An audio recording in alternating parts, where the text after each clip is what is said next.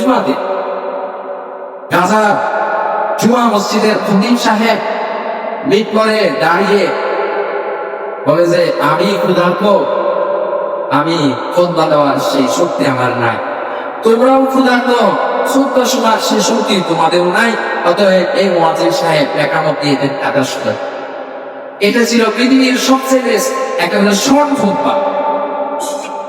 আলহামদুলিল্লাহ ওয়াসসালাতু ওয়াসসালামু আলা রাসূলিল্লাহ বলার পরে হযরত মুসাল্লিন কেরাম আমি ক্ষুধার্ত, আপনারাও ক্ষুধার্ত, সুতরাং লম্বা কথা বলার সে শক্তি আমাদের নাই, অতএব কাতার সোজা করুন। এটা ছিল গাজার সবচেয়ে শর্ট খুতবা।